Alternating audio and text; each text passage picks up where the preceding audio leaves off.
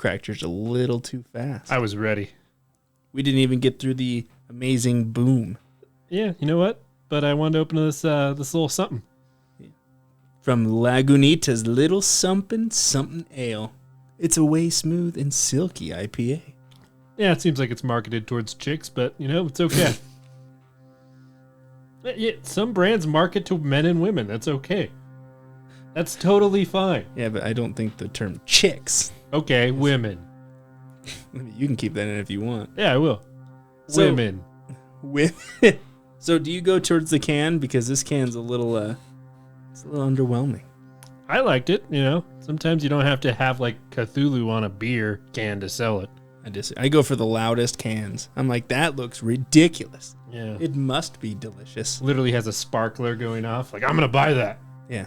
And it always costs way more because it like does backflips and it's always really crazy. What you have to do is you have to throw it against the wall before opening it. Yeah, exactly. It's a crazy beer. That's why I always show up to your house and just throwing beer cans at it. I'm just getting it ready for the show. It's all right. It's okay. I still haven't had a sip yet and I'm still talking. Pretty happy. But I finally, and I say finally because it's been out for a while, but I watched the new Candyman movie. I know it's an older film, but like they remade it. Yeah, I watched the original and I was hooked. I haven't seen the original, so like we did Really? it.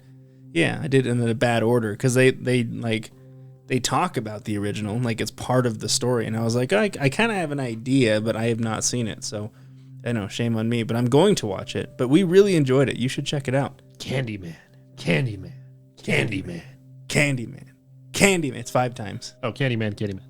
Yeah. So like Bloody Mary's 3 times, Candyman's 5 times, and then you just get brutally massacred. Yeah. It's a good one. But So was it good? it was very good. Yeah. I think you'd like it. I remember the original one. He had a hook for a hand and there was bees. Pretty much the scariest things you can have. Yeah, the new one, there's also a hook for a hand and bees. Oh. So they're almost the same movie, I guess. But yeah, but I'm excited for this episode because it's been a minute since we've done one of these, but we are doing a listener submission episode. And this submission comes from my brother-in-law, Scott, and he requested that we cover the actual depiction of angels according to the Bible. I bet it's very nice. Yeah. Oh, yeah. Angelic and nice. Yeah. Beautiful. You just hear the music, the ethereal choir of God. Yeah. You're not far off. And it's actually funny because it was a couple months ago where I came across a TikTok video of some guy who was like, hey, do you know what they actually are? And it was like the creepy, ominous music. I was like, holy shit. So had I not watched that before and he was like, yeah, you need to cover angels, I'd be like, do you know which kind of show we do? But it fits in. It fits in really good, and I'm pretty excited about it. And then, so I'm going to be covering the depiction of angels, and I'm assuming you've got something similar? I'll be going over a Reddit thread of people experiencing either demons or angels or even Jesus. Wow. Or even Jesus. Yeah. Like, just all the way to the top. We're going right to Jesus. You get the henchman, or you get the boss. Well, if you're Karen, you go straight to the top. Yeah. Which is really unfortunate, because my grandma's name was Karen, and she was the sweetest woman I've ever known in my entire life. That's because you weren't the manager. No, she was the manager. Actually, she managed a lot of stores. But I guess we'll go ahead and get started. So Cleet, I do have a question. I know you kind of referenced beginning. When you think of an angel, what comes to mind? What image do you paint in your mind when you think of the word angel?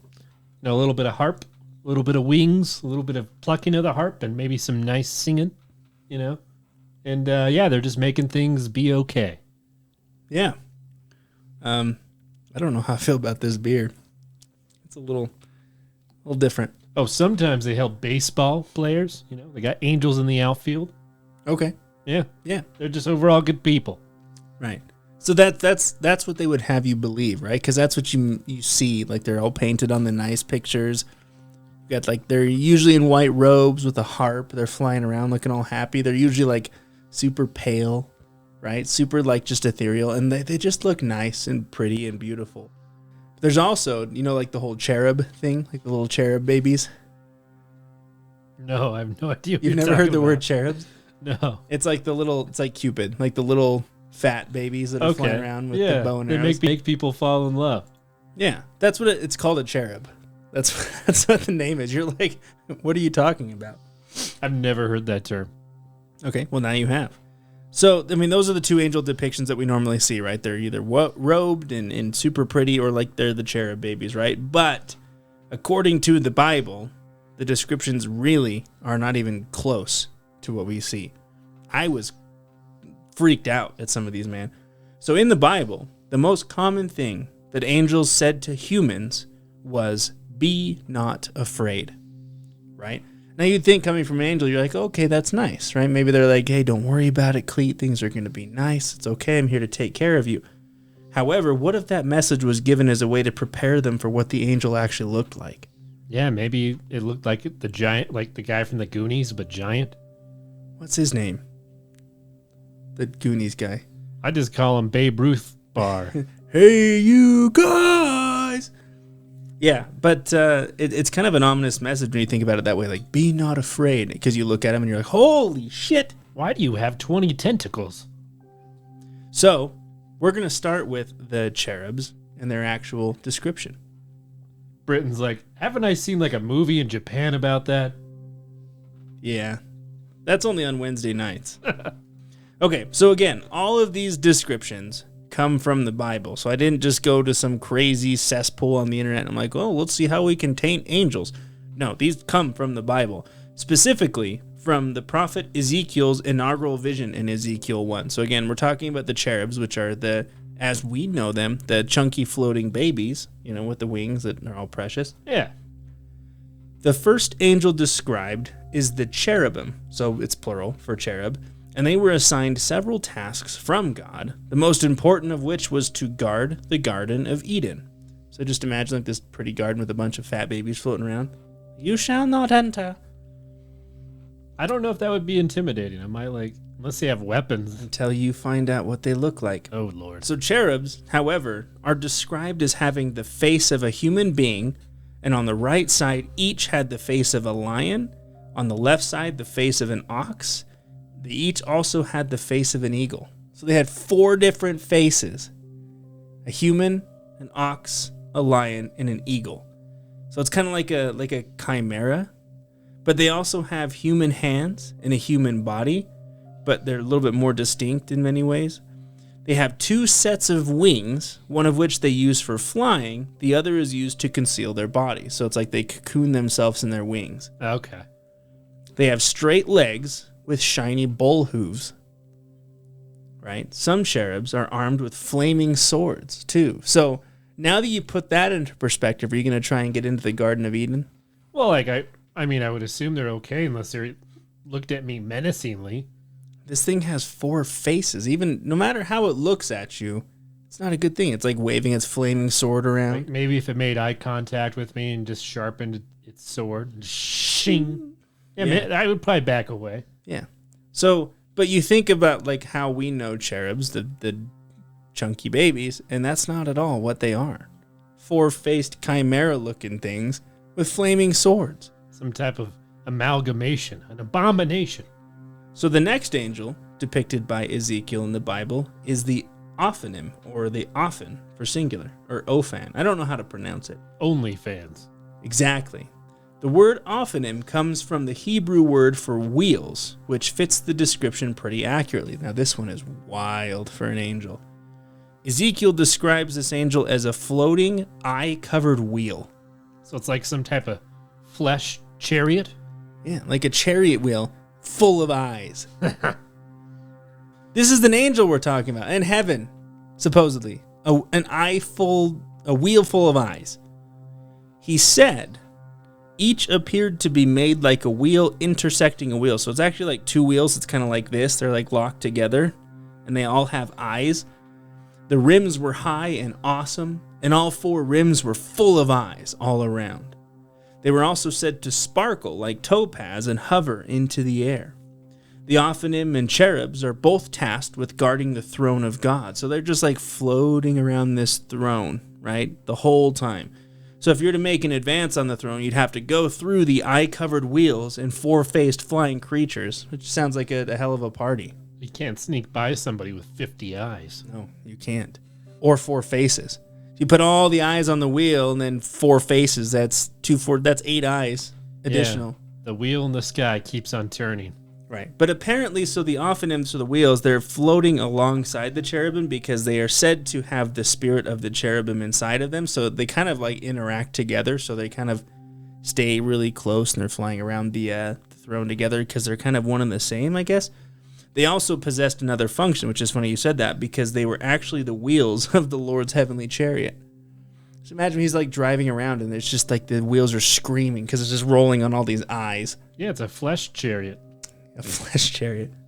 I think that's what I'm going to start calling my car. Yeah, so now we have a flesh chariot, a flesh light, flesh everything. Let's just make everything out of flesh. It's like, hey, man, let's hop into Wendy's. I'm driving. Where are we taking? The flesh chariot. Why doesn't your flashlight turn on? Where's the button? It just screws off. I'm done. Okay, but I think that it's a good stopping point, and we'll pass it over because I'm curious about if people have seen any wheelie eyes in their bedrooms. Well, we're talking about demons too and Jesus. So first of all, demons. This might be a Jesus story. We don't know. We might become a Christian channel, people. This is true. All right. How dare I assume? So this story is written by Jack90620. Now, to start, beforehand, I was and still am quite skeptical of Ouija boards. I had very little encounters with them, and almost, if not at all of them, were jokes and humorous attempts at scares. Speaking of which, sorry to interject here, I found my old Ouija board. Oh, cool. You should have brought it over. At my grandpa's house. I'll bring it over next time. Let's do it. Now, fast forward nearly 15 years later to Los Angeles in an apartment with myself and my ex-fiancée at the time.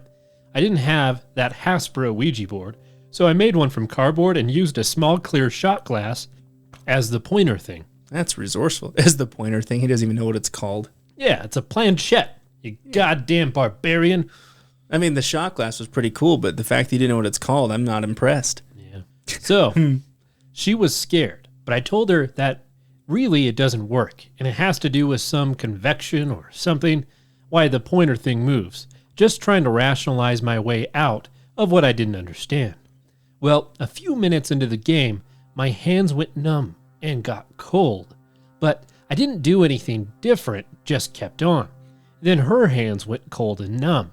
At this point, she was very scared and wanted to stop.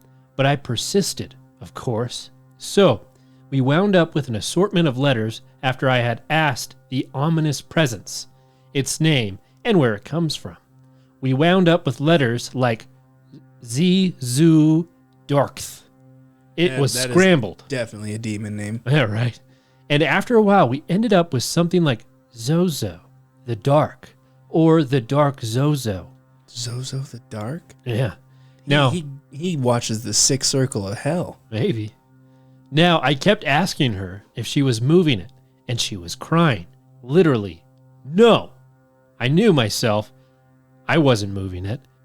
It got to the point that she stood up and screamed at me, "Close the session! Close it!" And she stormed off and didn't talk to me for a while. I didn't really close the session.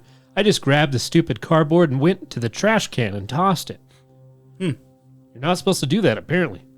I put back the shot glass, and I did notice how cold it was, but I was more concerned about making amends with her.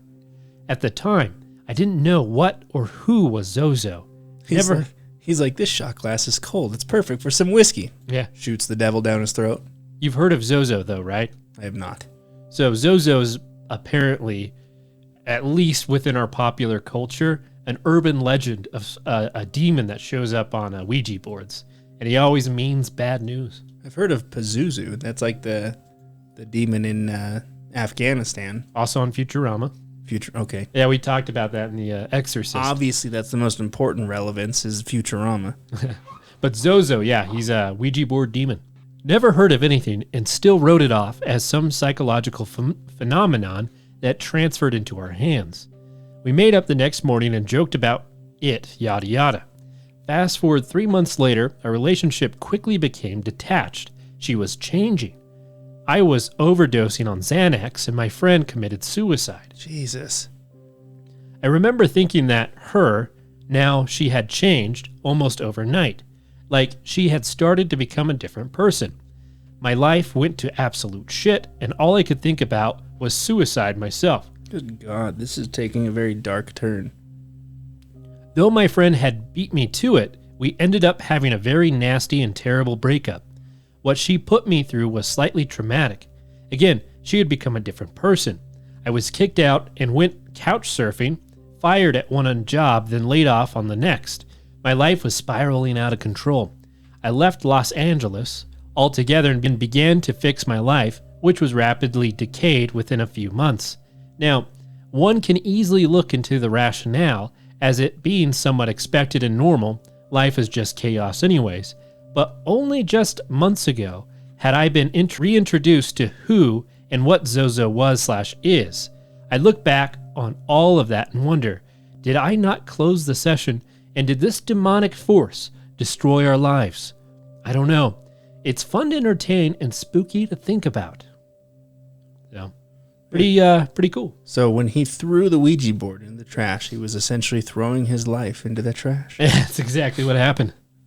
It's like, Zozo I'll just show you. Continued to haunt him. Because the Ouija board was Zozo's home, so he made his home the trash can. He's like, if I have to live in here, then so do you, pal. This one is Zacox. Cleta loves the cocks. Yeah. All right. I was sleeping in my bed and woke up to a noise. I got up, looked around, opened my bedroom, and all the house lights were off. No one's awake. Don't hear anything. Go back to sleep. Wake up to the noise again. Sit up in bed, rub my eyes a bit, and I see a white figure about the size of a kindergartner, just standing there, a few feet from my bed. I looked, it said something, and I screamed. Damn. It backed away from me before disappearing, and I immediately got up and went to the bathroom and turned on the lights. No one heard me scream that night, but I know I was awake when it happened because, damn it, I definitely took a piss when I was in that bathroom. Other times, I would be laying in my house, and I would see figures standing in certain places. One time, it was on my deck that I could see from the living room.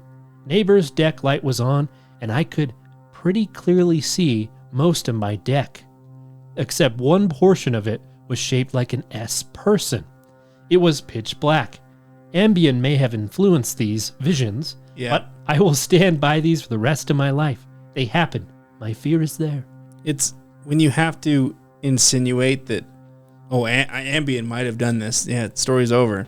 You're on an Ambien trip. Because Ambien's weird, man. They gave it to me one time when I was in high school and I graduated. I got really sick with something. I think it was like a bacterial infection, but it was crazy. And they gave me Ambien, and dude, that was the weirdest. I've never had the weirdest dreams of my life. It was awful. Interesting. Like, my mom came up to check on me because apparently I was sleeping on the couch. I was like, go away, bitch. Called her a bitch.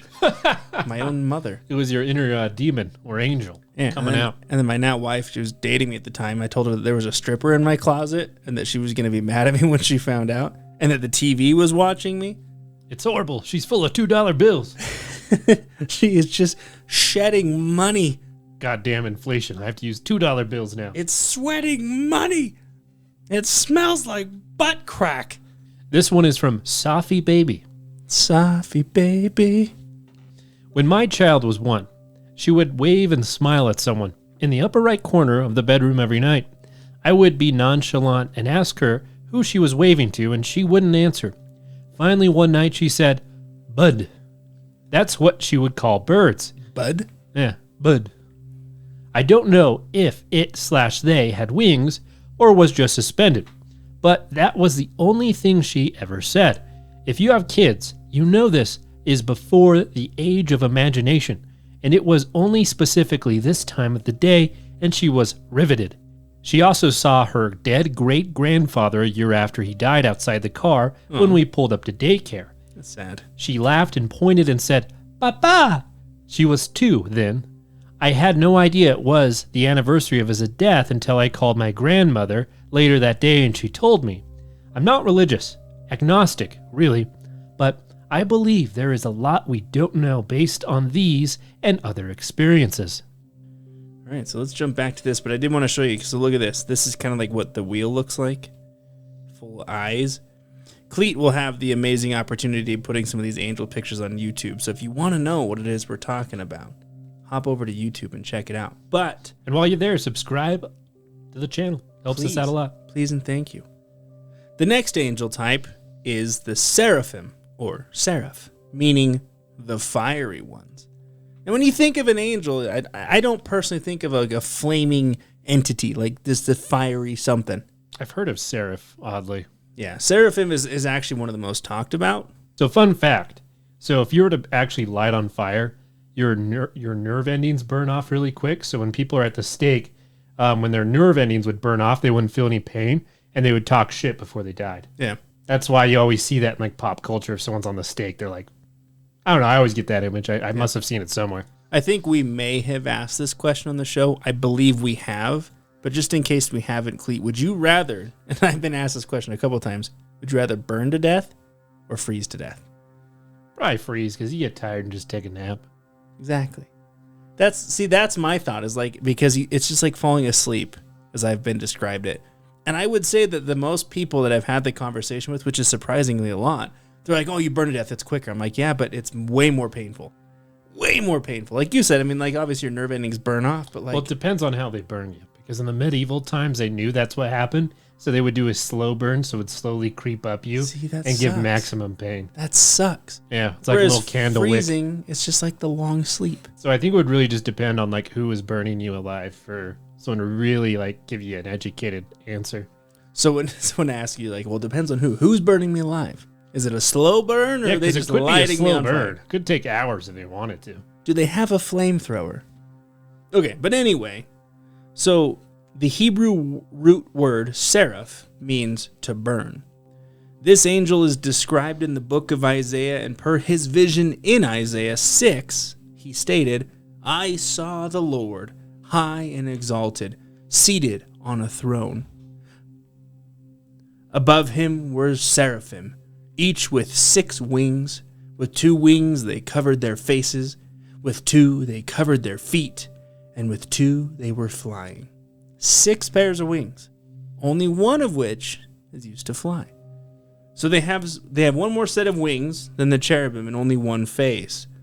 The seraphim aren't guards like the prior angels were, but instead they were here to serve God's praises. So their literal existence is to just praise God the entire time. Can you imagine if your existence was literally just to praise someone else? That sounds kind of great. God's a pretty good dude. Yeah, but like if you had to just kiss his ass all day long. I'm a big fan of God. Are you really?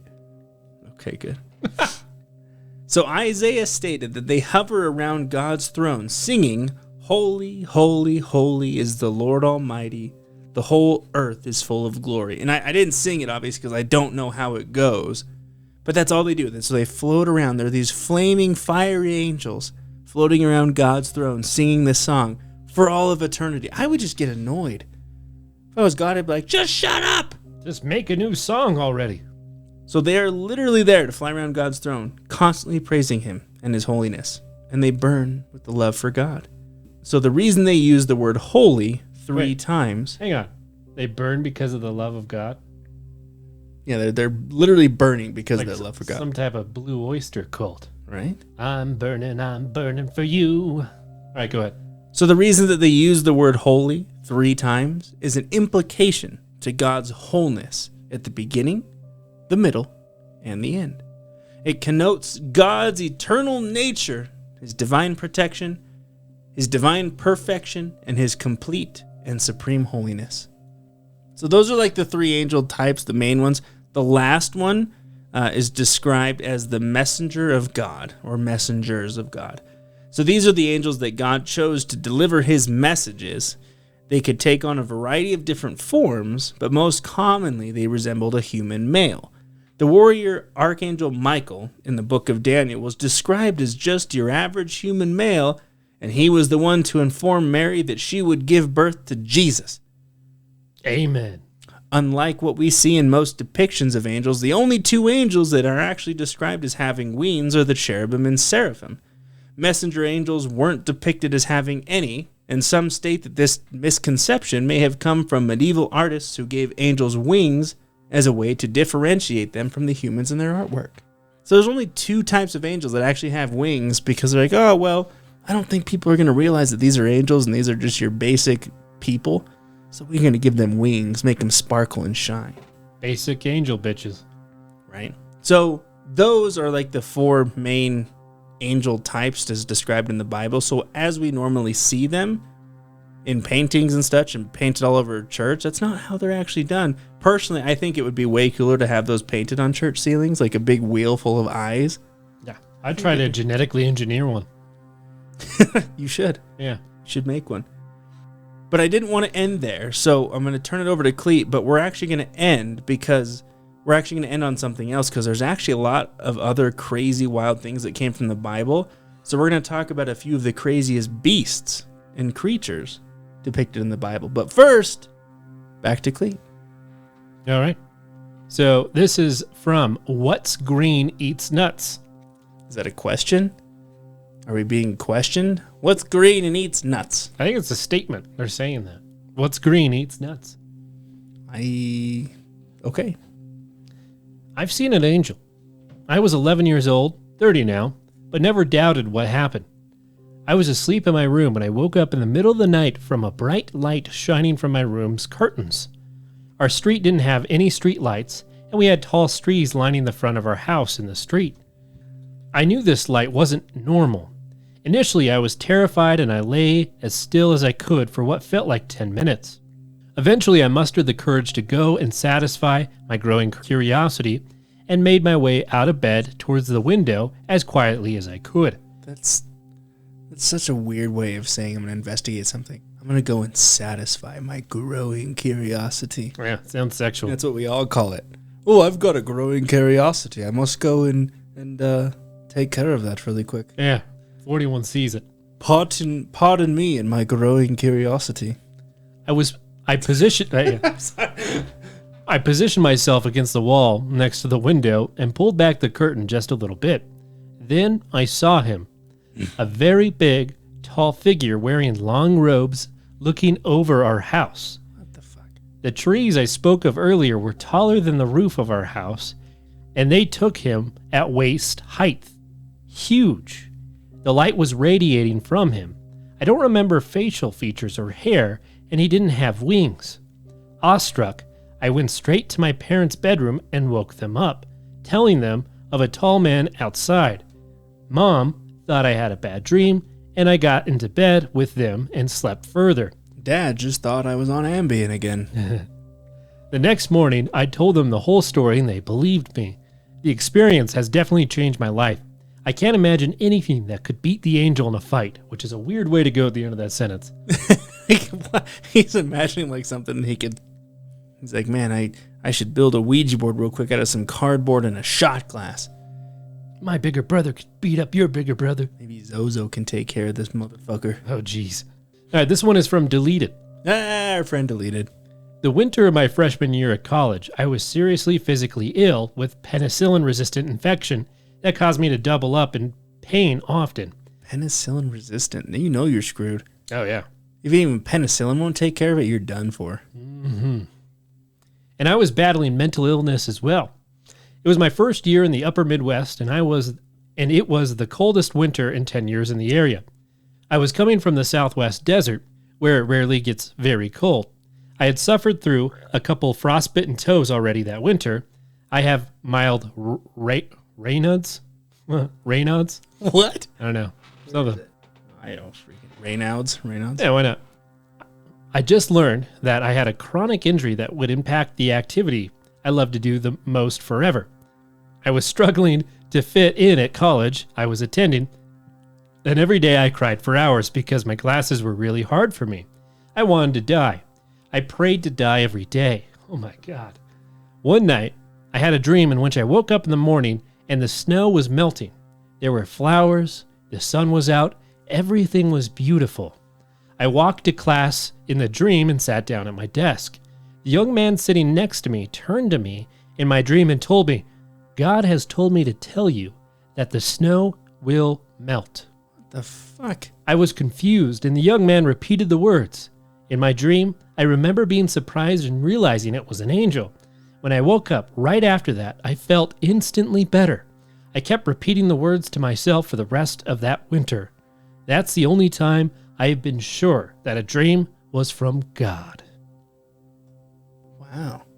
It's a little intense. All right, let's go back to demons. You want me to do another? Yeah, do another. All right. This one is from Then What Did You Expect? A lot more than this. My grandmother did. That's how it starts. Wait, that's what he said. My grandmother did. My grandmother regularly practiced witchcraft. Ah, yes. She truly believed she had a certain powers, and many of her relatives on her side are 100% sure they've seen her successfully do weird things from astral projection to nearly killing someone. She died before I was born, but I've been left with many stories from various relatives and my own father. She said she saw demons everywhere. The better she got at witchcraft, the more they were after her. Yeah, see, this is kind of a misrepresentation of what witchcraft actually is. Yeah, who knows? Maybe she was trying to kill people. Sounds like it's more of a satanic pull. Sure. Because witchcraft is actually pretty holistic sometimes. It could be whatever you want it to be. Yeah. Sounds like she just wanted to have some demon shit happen. Yeah. She described them as small imp-like creatures who were all over the place. They told her she belongs to them because she practiced black magic, and they would get angry and attack her when she refused to do the things they wanted. You're mine. Oh my God. This sounds crazy. I know. My dad told me that he lived with her until he was 20, and even at that age, her house terrified him. He slept in the living room, watching the front door at night because he felt so uneasy. He's like, Grandma, can we have one night where you don't try and conjure the demons? Did you try to kill the neighbor? Can you just be a regular grandma and make me cookies? Please? He believed they attacked her because in the mornings she would often have been bleeding claw marks on her body with dirt and leaves all over her bed. What the hell? Fuck. She's just rolling around in the haystack. She was having a hootenanny. Knocking boots with the elderly fella next door. Eventually, my grandmother developed cancer and was soon dying. God damn it. She had quit witchcraft some years before because the events began getting worse and worse, and she got too scared. Shortly before her death, she said she had the most vivid dream of Satan chasing her through a grove, saying she was his and that she would be in hell forever. See, I mean, I think she tried to practice witchcraft, but she was like steering off the path of like summoning Satan. Witchcraft can be good or bad, man. You know? I'm just saying. It sounds like she was trying to like get into, I don't know. I mean, if she really wants to go down that path, sure, but Well, she did. If this is a true story. if this is true.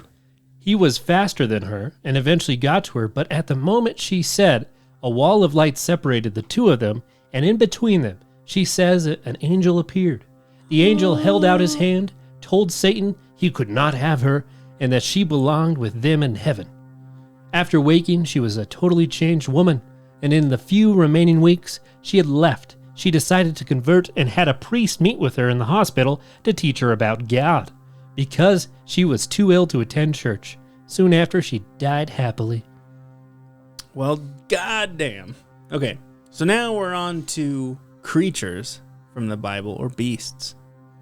The first creature is known simply as the behemoth. This creature has caused some controversy and arguments among historians and scholars for quite a while. Where there is a lack in descriptions on the behemoth, apparently two things are certain. It was huge, and it had a belly button. It's like a big old belly button. Right? That would just be such an amazing way to describe something like, can you tell me something about Cleet?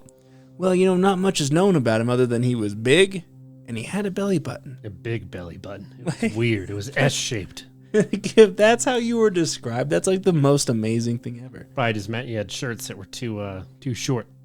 Right? I always showed the belly button. Yeah. So if you were to look in the book of Job, you would get a description of a giant reed-dwelling creature that's too powerful for anyone other than God to control. Some interpretations describe it being able to drink an entire river, and it took roughly 4 paragraphs to describe its strength alone. 4 paragraphs. Like, this thing was just so overwhelmingly powerful. Only God can contain it. One line states, his force is in the navel of his belly, which is, where the whole belly button thing comes from. But most of the modern interpretations lean towards either a hippo or an elephant, but some just believe it's a metaphor for the almighty power of God. So whatever your interpretation is, apparently the behemoth was massive and had a belly button. It was a big bitch. It's probably because that's all they saw before they died, was just a big belly button Oh my God. moving towards them. I'm falling into it. Oh my God! So let's move on to something called the Leviathan. You've heard of the Leviathan, right? Yeah. It's a little lizard ocean monster. It's not little. This creature is full of descriptions other than the behemoth, so it leaves less to the imagination. Job describes the Leviathan as living in the sea and having double thick armor plating running down its back and muscular folds over its body. It was thick. With 2 C's. It is capable of breathing fire with impenetrable skin. If you look at pictures of the creature, it's, like you said, it's represented as some sort of massive seafaring snake, which is pretty cool. Obviously, sea creatures are among the most talked about mystery because we've explored so little of our oceans. But some theorize this creature could be a crocodile or a whale, but I don't know about you, but I've never seen a crocodile or a whale. Pretty sure breathe fire. Cthulhu could kick his ass. Probably. That's probably why we haven't seen it.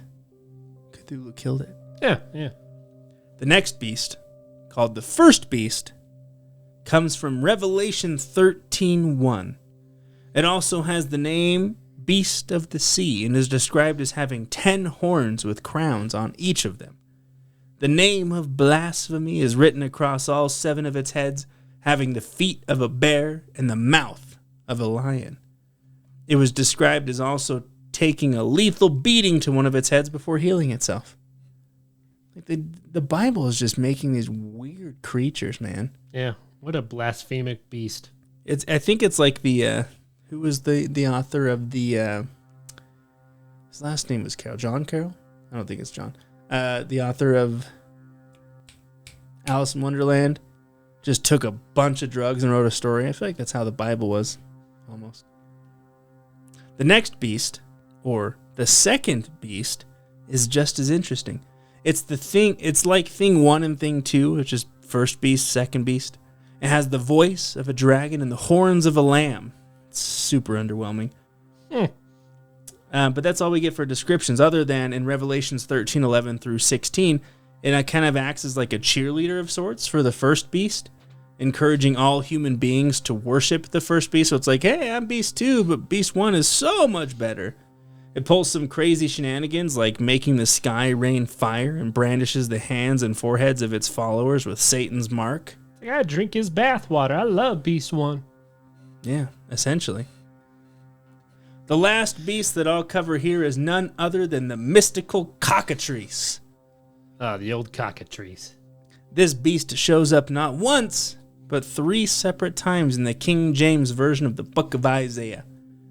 The cockatrice is described as a dragon-like creature with wings, a long serpent-like body, and the head of a rooster. Yeah. That sounds intimidating. Now, if it's the size of a dragon, that's fucking terrifying. But if it's like the size of a rooster, That's one weird-looking cock. That's what a rooster's called, isn't it? yeah. Hence the name cockatrice.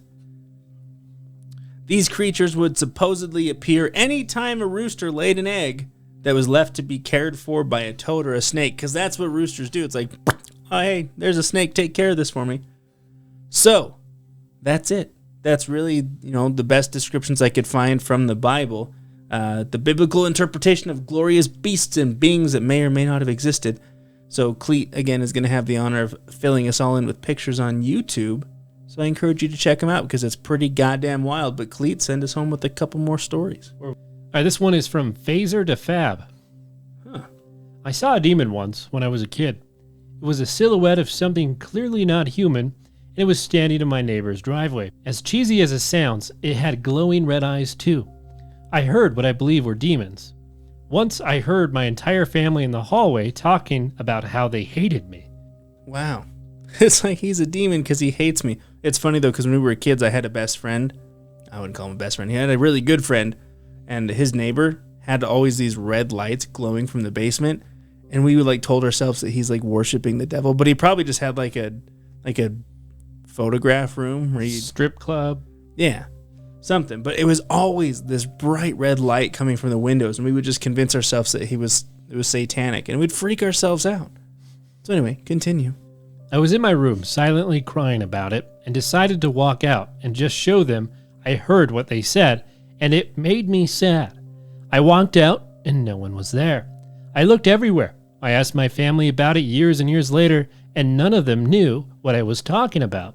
They are nice, and I have no reason to believe what I heard was actually them. Plus, the house we were living in at the time had a lot of incidents like this. We were constantly hearing other people walking around, opening doors, the fridge, etc. It's such a sad story because it's like this little kid who's like in his room and he hears his neighbors talking shit and he's like just sad about it. He's like, I'm going to go talk to him and tell him I hurt my feelings, and no one's there. That's so sad. He's like, I don't like this. It hurts my feelings. He drew a picture and we hung it up on the fridge, and I said it was good, but it was shit. It was the worst awful. thing I've ever seen. Nobody's head is that big. All right, this one is from Tzadik. Huh? So, It's tis a dick. Dick. So, not my story, but this is a good place to tell it. This guy I kind of know was at home late at night, and when he felt like all of a sudden he needed to go downtown. After resisting for a while, he gave in and headed downtown. At the last stop before leaving downtown, he got off and started wandering around. Then he saw two guys beating up another. Without thinking, he called out and instantly thought, I'm screwed. Why did I do that? As the two guys looked toward him, they ran away. When he then came to see how the guy was that was being beat up, what the guy asked him where all the others were. Who? He responded, all those really big guys that were behind you. So while he didn't see the angels, everyone else did. He just takes off. He's like, who the fuck you talking about? Why didn't the angels just show up before the guy got beat up? Well, because that's not a very fun show, is it? They had to watch as the life was slowly kicked out of him. All right, let's talk about Jesus. Okay. This one is from Deleted. Just a short while ago, I saw Jesus in a dream. It was unlike anything I've ever experienced before. I saw Jesus in a waffle once. Sold it on eBay for $50K. Sold it to me. I had been dreaming about getting away / escaping from things or situations all night. I was getting close to finally getting out. There was just a group of what I thought were criminals or robbers or some sort between me and freedom. As I have no idea what he's talking about. I don't either. As I was literally reaching for the gate to open it, one of the men grabbed my arm, and I knew it was simply over. I think it's a dream.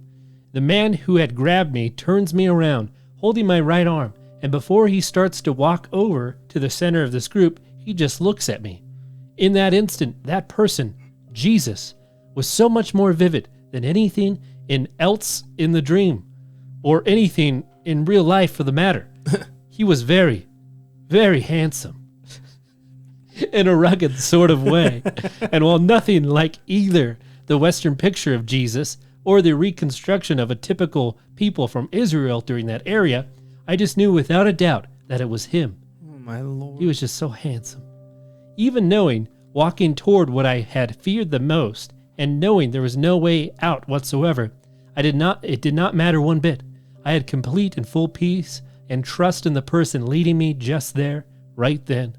I've dealt with bouts of severe depression, and I think that the dreams mean that I have to give up trying to escape / get out of life on my own terms and time.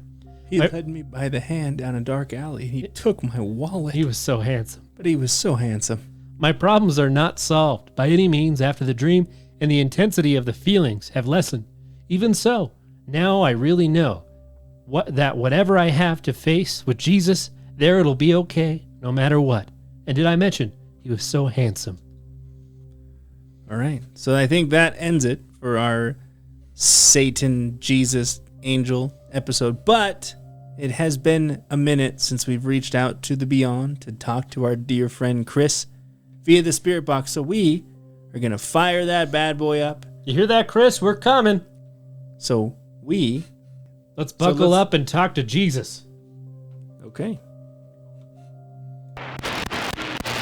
Is there any demons named Zozo here?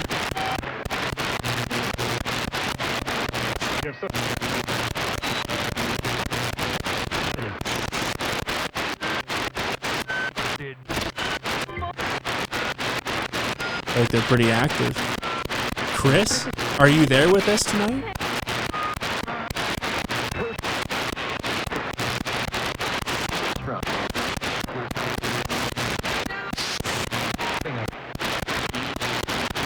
Definitely get some activity.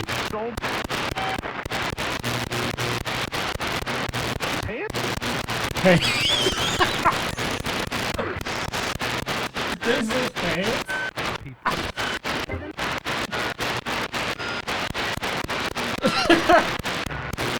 Chris, are you excited about your pants?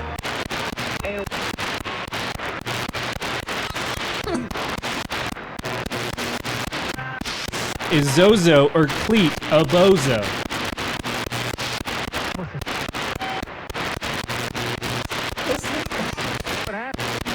I'm not that. I'm coming for you.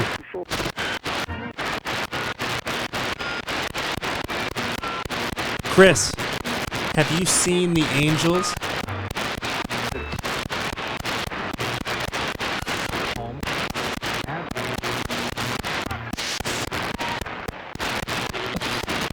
Have you seen the angels, Chris?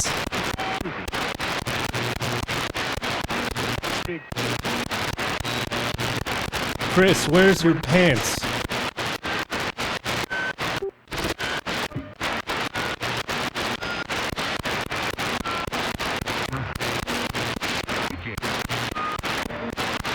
The kitchen? I heard the kitchen. Are you in the kitchen?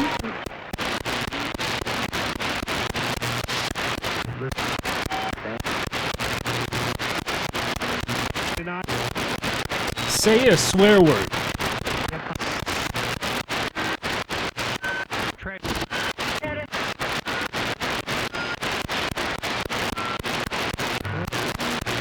We are getting a lot of activity. How many of you are with us right now?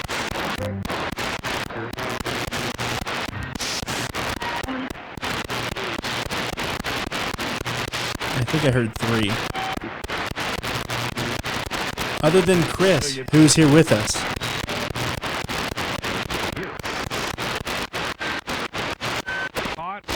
Bob? Todd? He sounded old. Yeah. Todd or Bob, is that right? Yes?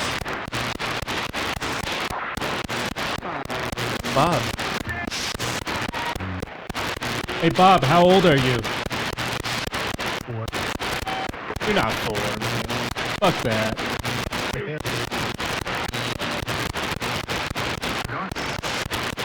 What's my name?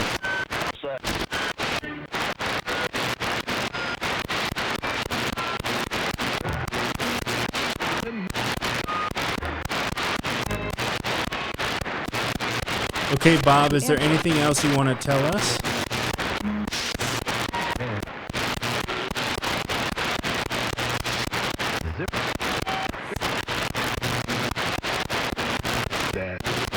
Death?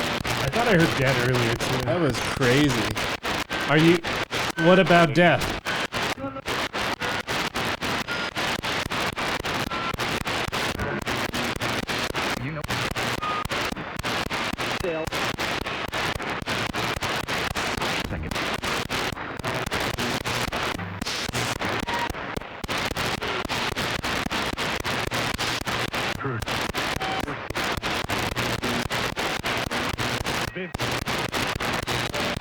Okay, we're going to get ready to sign off. Is there anything else you wanted to tell us? Should our viewers subscribe to Enter the Abyss?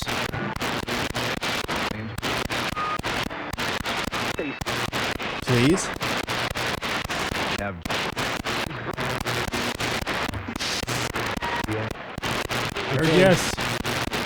Nice talking to you, Chris and Bob. Have a wonderful rest of your evening. Keep on trucking, demons. I feel like we got a lot of activity that time. Yeah, there's a lot of voices there. So we do our edits. Obviously, we'll try and pick up what we can. But if you at home heard something that we missed, please let us know via email or on Facebook, whatever you prefer. But that will wrap us up for the evening for tonight's episode. Thank you again so much for joining us. Again, if you have any topics that you'd like us to cover, please send them our way. Enter theabysspod@gmail.com. Check us out on TikTok, Facebook, all that good stuff. And if you're listening to us on YouTube, please like, share, and subscribe as it really gets us out there. We're almost at 200 subs. Hopefully we break that milestone soon. And as always, thank you for entering the abyss. Until next time.